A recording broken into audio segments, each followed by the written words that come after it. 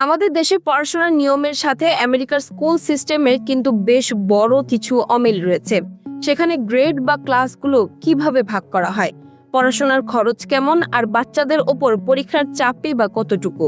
আপনি যদি আমেরিকায় নতুন আসার কথা ভাবছেন বা সেখানকার শিক্ষা ব্যবস্থা সম্পর্কে জানতে আগ্রহী হন, তবে আজকের ভিডিওটি আপনার জন্য। চলুন আমেরিকার স্কুল সিস্টেমের খুঁটিনাটি সহজ ভাষায় জেনে নেওয়া যাক। আমেরিকার শিক্ষা ব্যবস্থাকে মূলত K-12 বলা হয়।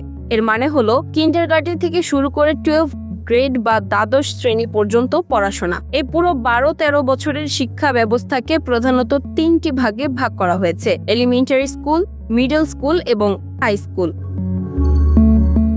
শুরুতে আসে এলিমেন্টারি স্কুল। 5 বা 6 বছর বয়সে বাচ্চারা কিন্ডারগার্টেনে ভর্তি হয় এবং এখানে সাধারণত 5th গ্রেড বা 5ম শ্রেণী পর্যন্ত পড়াশোনা চলে। এই স্তরে বাচ্চাদের মুখস্থ বিদ্যার চেয়ে খেলাধুলা, সামাজিকতা এবং সৃজনশীলতার উপর বেশি জোর দেওয়া হয়। এরপর আসে মিডল স্কুল, যা অনেক জায়গায় জুনিয়র হাই নামেও পরিচিত। এটি সাধারণত 6th গ্রেড থেকে 8th গ্রেড পর্যন্ত হয়ে থাকে। এই সময়ে শিক্ষার্থীরা বিভিন্ন বিষয়ের বেসিক বা মূল ভিত্তিগুলো শিখতে শুরু করে এবং তাদের জন্য আলাদা আলাদা ক্লাসরুম ও শিক্ষক নির্ধারিত থাকে।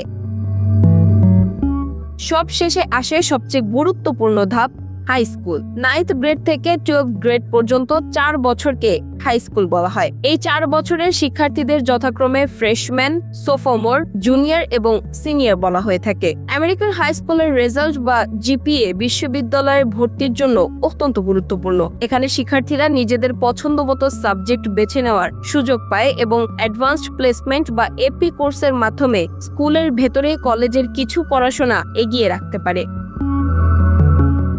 আমেরিকার পাবলিক স্কুলগুলোর সবচেয়ে বড় সুবিধা হলো এগুলো সম্পূর্ণ ফ্রি বা অবৈতনিক এবং সরকার এর খরচ বহন করে। এমনকি বই খাতা ও যাতায়াতের জন্য স্কুল বাসের সুবিধাও বিনামূল্যে পাওয়া যায়। সংক্ষেপে এটি হলো আমেরিকার স্কুল সিস্টেম, যেখানে পড়ালেখার পাশাপাশি এক্সট্রা কারিকুলার অ্যাক্টিভিটিস যেমন খেলাধুলা, গান ও থিয়েটারকে সমান গুরুত্ব দেওয়া হয়।